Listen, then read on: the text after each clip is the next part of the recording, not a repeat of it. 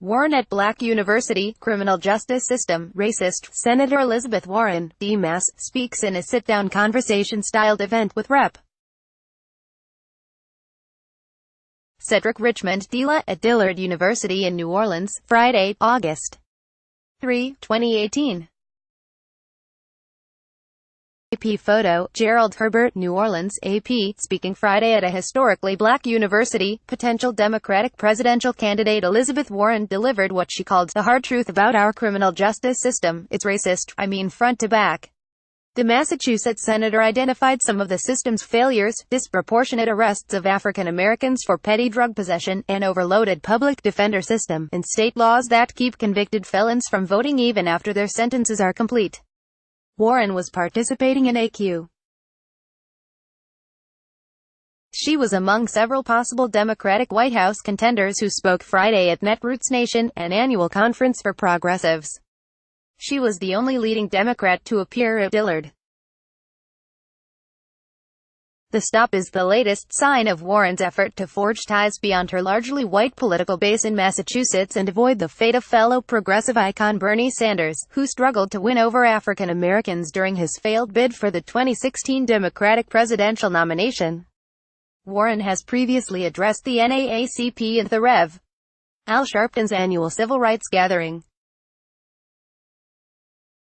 She visited Martin Luther King Jr.'s Atlanta church last year for a program alongside the Rev. Bernice King, the slain civil rights leader's youngest daughter. Facing re-election to the Senate this year, Warren did not directly address her 2020 plans. But when Richmond asked her what might have changed since she decided not to run in 2016, the senator was ready. 2 words, Donald Trump, Warren said, before shifting to warn the audience that the November midterm vote is the immediate fight as Democrats try to break GOP control of Congress. Other than on criminal justice, Warren did not focus her answers on race, offering her usual creed about bending public policy back toward working-class Americans. She called for support for unions, massive investments in infrastructure and more spending on education, including programs for preschool-age children and debt relief for student loans. Ahead of the event, Richmond said any aspiring Democratic nominee will have to address black voters directly.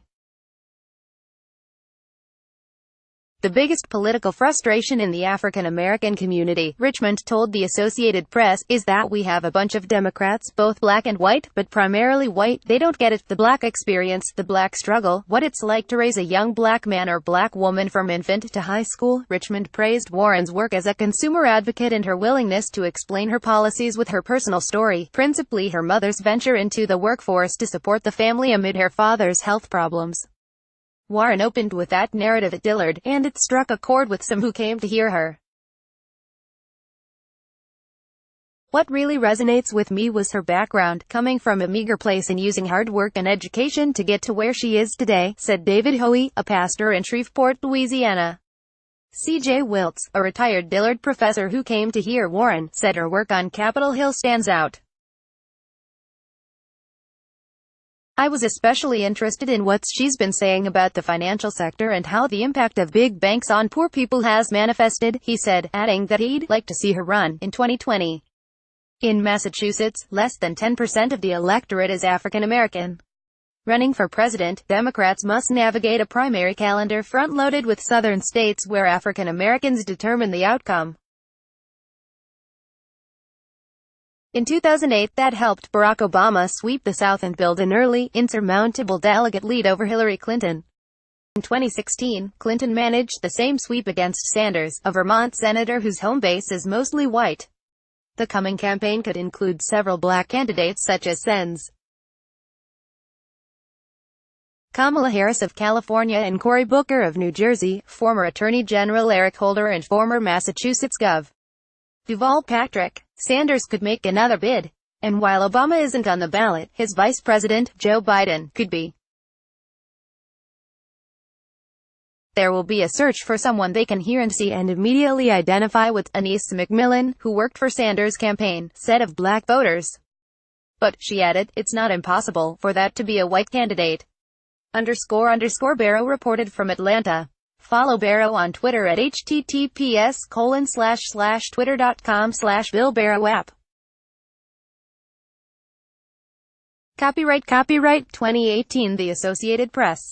All rights reserved. This material may not be published, broadcast, written or redistributed.